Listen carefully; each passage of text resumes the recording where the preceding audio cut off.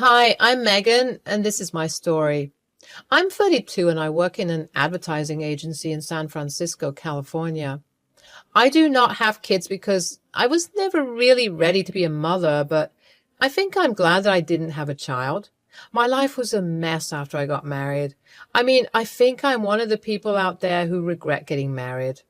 I was newly married, and in just 2 years, it became an obnoxious way of living. I feel bad that my parents had to go through a shitty life because of me. They live with me in San Francisco. They have always been super supportive and guarded about my personal life to strangers. They didn't deserve this. This was truly my fault. I was a pitiful person who had no talent for recognizing people's intentions. I just found anyone nice to me an angel. When I sit here and write, I reminisce about the first proper time I met Jeffrey. It was an unremarkable afternoon when I first laid eyes on Jeffrey. I just started my new job at the advertising agency, and the air was filled with the buzzing sounds of ringing phones and the hum of coworkers engrossed in their work. Little did I know that this ordinary day would mark the beginning of a journey that would forever intertwine our lives. And of course, the day I put myself into the mess. As I navigated through the maze of cubicles, I noticed him, a tall, bespectacled man with an air of quiet confidence. Jeffrey. He had a kind smile and a genuine warmth that drew people in. It wasn't long before our paths crossed, as fate would have it, during a brainstorming session for a client's campaign. "You are the newbie, right?" "Yes, just joined." "I must say it is a beautiful workplace, and they have a great coffee machine." "Yeah, the place cleans up pretty nicely. Many people have commented on how the place can get once the real show begins. You get so many meetings to attend that are sometimes just an excuse to give boring lectures. But our employer is pretty chill." "How many breaks do we get here? I need small breaks because my back gives up on me like anything." "Oh, really? Mine too." "There are good sitting areas around the office. You can always change your positions whenever you feel uncomfortable. Okay? And the coffee machine is right there. Well, which cubicle are you in? It's nice to get to know someone, and even better if you get to sit beside them." "Oh, yes. My den is the one in the first row, 3 seats on the left." As we got to know each other, we found ourselves paired up for the task, exchanging ideas and engaging in lively discussions. His creativity and intelligence impressed me, and I admired his ability to think outside the box. We shared a natural synergy, bouncing ideas off each other effortlessly. Our connection extended beyond the confines of the office walls. We discovered common interests, from a love for indie music to a shared passion for exploring hidden gems in the city. As the weeks turned into months, our professional camaraderie blossomed into friendship. "Hey, I got these 2 concert tickets. Want to check it out with me?" "Oh, no, the underground ones. You know how claustrophobic I am. I'll probably faint from the obnoxious smell and sweat." "Oh, come on. This is not those kind of ones. This is a cafe nearby, and one of my favorite indie artists is coming to perform. Come on. We'll have fun. Plus, we're going to get a discount on the food that will be served because we have the tickets. Their pasta is really good. You would love it." "I have a curfew, you know. My parents are very particular about me coming back before 10.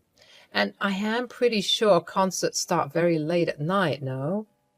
"Well, technically they are starting around 8, but we can reach there before time, like around 7:30, or have some food and chat until the performance begins. We can rest a while, and I promise I will drop you home by 9:45, okay?" "Oh, okay, fine. But if this turns out boring, you will pay for everything." Friendship brought us closer, and it helped us get to know each other even more without feeling any sort of attachment. And all the must-be's and would-haves. Just plain old buddies hanging out. We thought this wouldn't spark any further until an impromptu after-work gathering that the spark between us truly ignited. Amidst the clinking of glasses and laughter, we found ourselves lost in conversation, our voices drowning out the noise around us. Time seemed to stand still as we delved into deeper topics, revealing our fears, dreams, and vulnerabilities. That time, I realized that Jeffrey saw me, not just the professional facade I wore during office hours, but the person beneath the surface. And I saw him too. His passion, his kindness, and the way his eyes lit up when he spoke about his dreams. It was then that I knew there was something more profound brewing between us. Months passed and our friendship evolved into something deeper. We navigated the delicate dance of courtship, cherishing the stolen moments of shared laughter and stolen glances. With each passing day, our connection grew stronger, until it became undeniable. We were falling in love. Everything sounds fluttery and nice, doesn't it? I know, because it felt like that at that time. But he was such a sly human being. The red flag was he was a total mama's boy. He would call his mom and talk to her in a babyish voice. He would have a different demeanor. He would whimper and giggle like a little child. I was shocked to see a transition like that. And he created a different personality in front of his mother. The things he would share with me, he would hide from his mother. That is always these type of people who end up being the creepy kind and makes you question every sentence. One day when he finished his call, I reluctantly interrogated him. Was that your mom? Yes.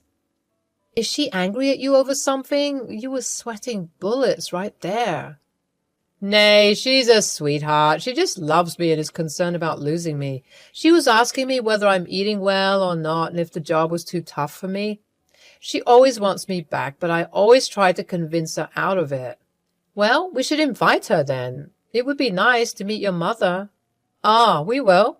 But I think she won't like visiting us because she's not really well and she lives alone in an old rental. Sometimes it gets really difficult, but we manage. Maybe we can visit her. Yeah, that would be nice. When Jeffrey finally mustered the courage to confess his feelings, my heart was having feelings of joy, nervousness, excitement, and scare, all of them together. I mean, I had such mixed feelings about him. It was quite an evening at a local cafe, the aroma of freshly brewed coffee mingling with the nervous anticipation in the air. With trembling hands and a genuine vulnerability, he professed his love. My mind was blown by the fact that he was following two different worlds, and he was also going to mingle me into it. He decided that he would move in with me and my family, and he had no problem taking my last name as well. His mother's house is in Sacramento. He lived with her until he got a job here and settled.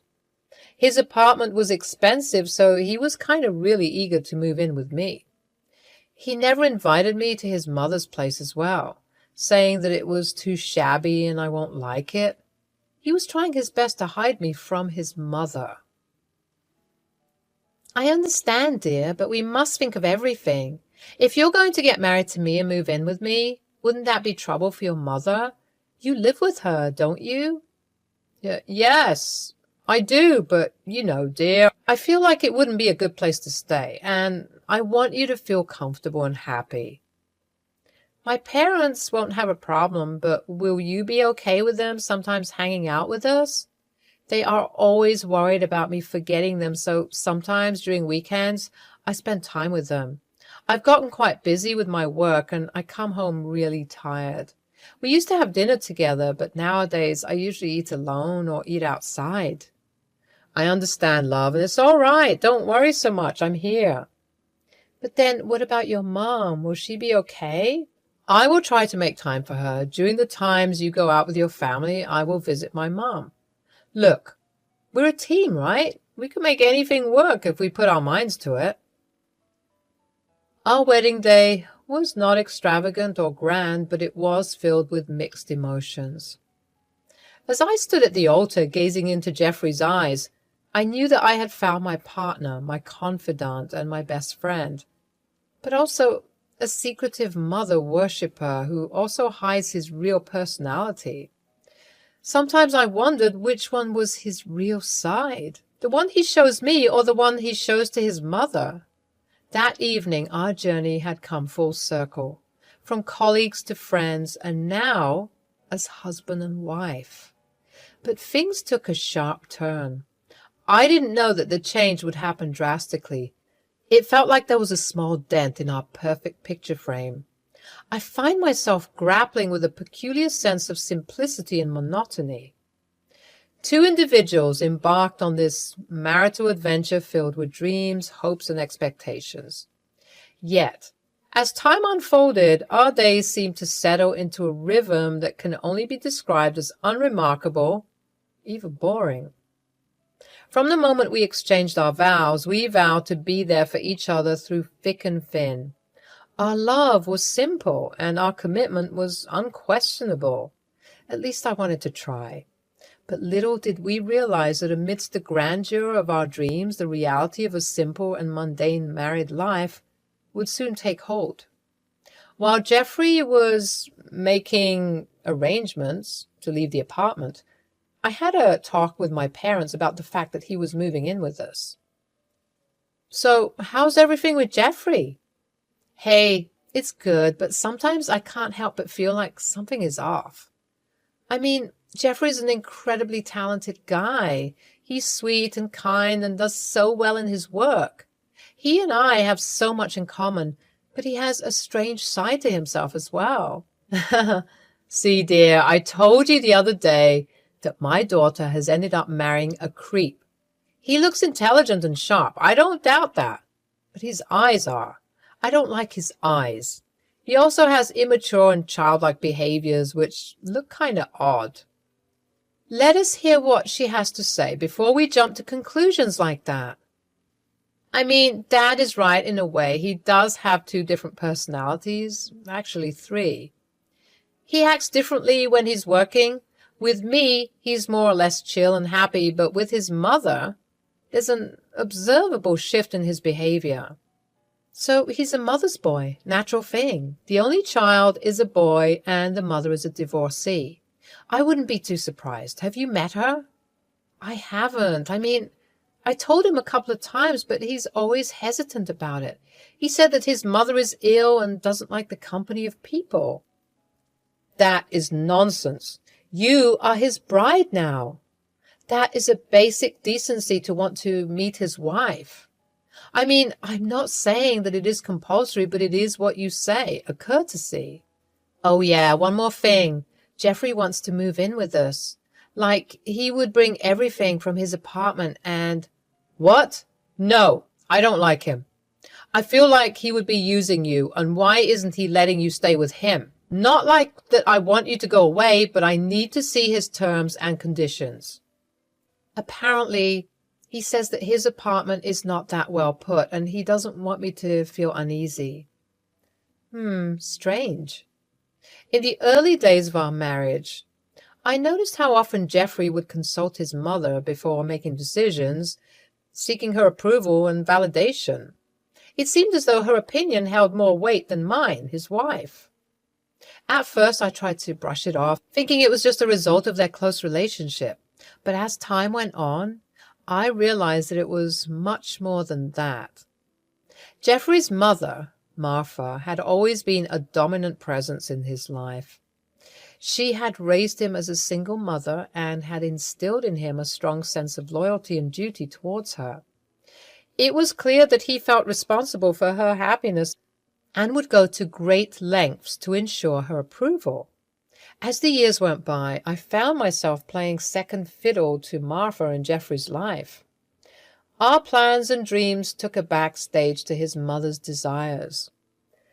Whether it was choosing the color of our new living room or deciding on a vacation destination, Martha's opinion was paramount. I felt like an outsider in my marriage, constantly overshadowed by her influence. My attempts to address the issue were met with resistance from both Jeffrey and Martha. They couldn't understand why I was bothered by their close bond. They saw it as a sign of love and devotion, whereas I saw it as an unhealthy obsession that was slowly tearing us apart. Jeff, are we still going on that trip to Italy, right? It is our honeymoon. Yes, we are. Don't worry. I'll be booking the tickets soon. Your mother is not in immediate danger, right? No, not. She'll be fine. I took her to the doctor the other day. She's pretty stable. I think she'll be fine.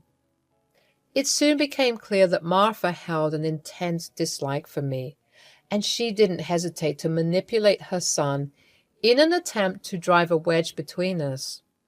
At first, I brushed off Martha's behavior as typical mother-in-law quirks, thinking that with time things would improve. But as the months went by, her actions became more calculated and hurtful.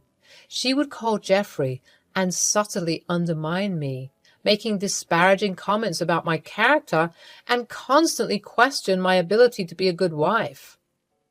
Her disapproval loomed over our marriage like a dark cloud.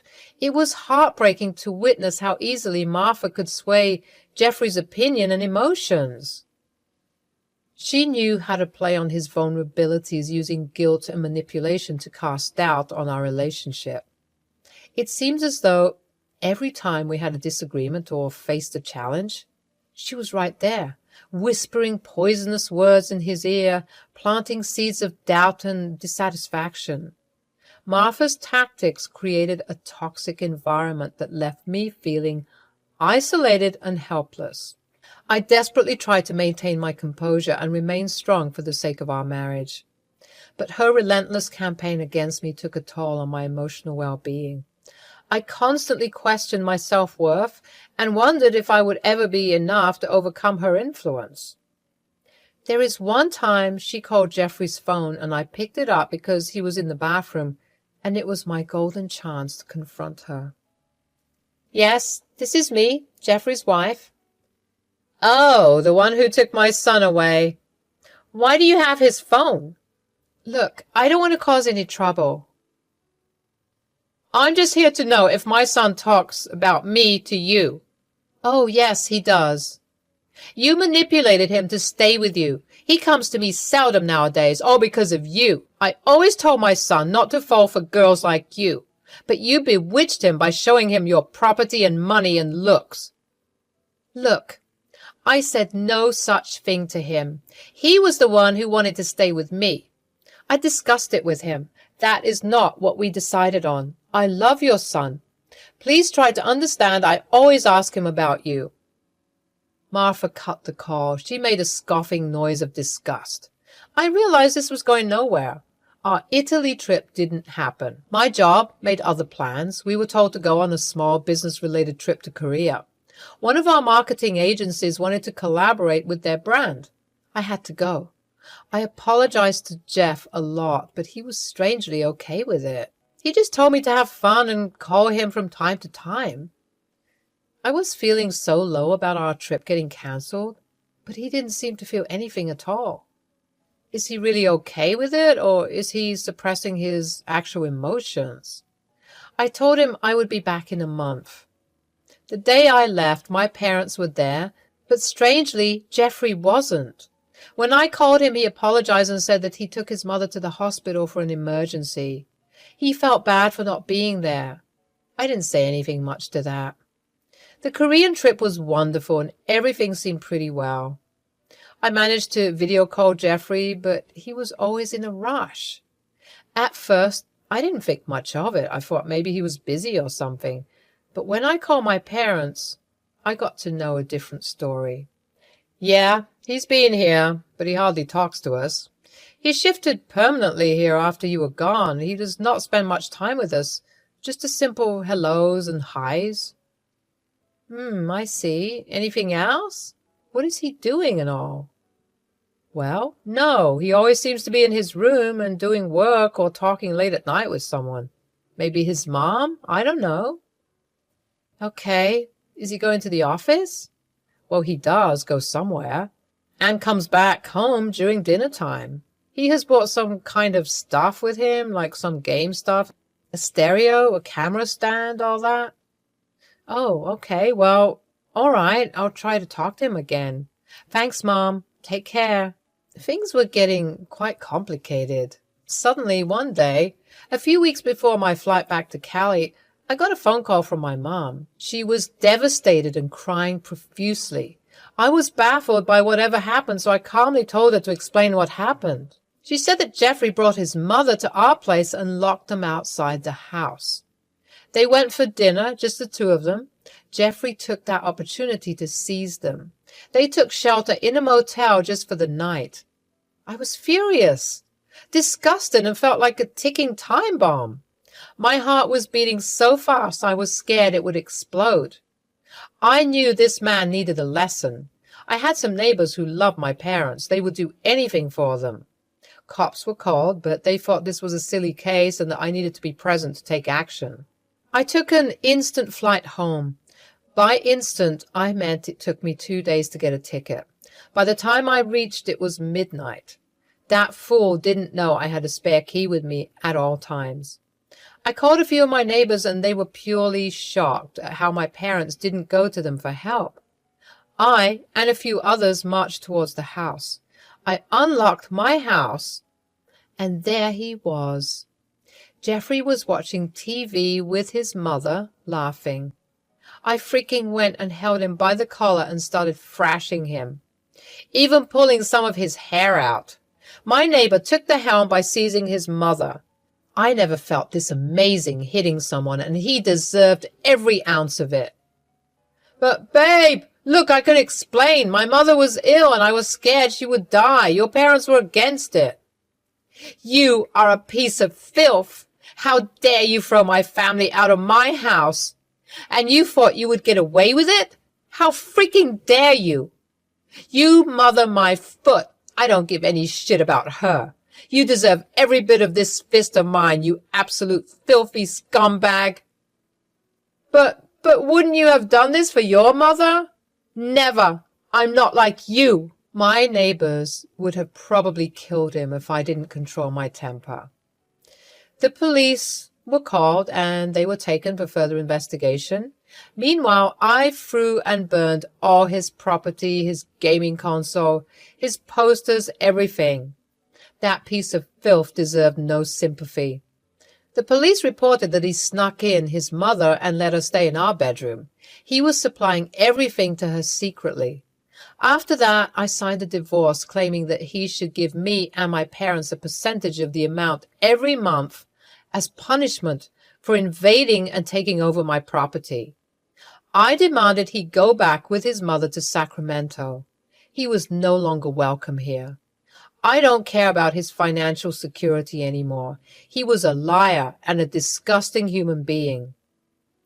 I installed surveillance cameras everywhere and strengthened the security so that there is no way he can do anything fishy. Well, ever since that, I made sure whoever I meet gave me full clarity about themselves before I planned to go ahead with it any further. I even changed my job and got myself a work-from-home job. So that's good. I can keep an eye on everything until things settle down a bit. My family is fine now, and we are doing okay. We're happy for the time being, and I learned a big lesson.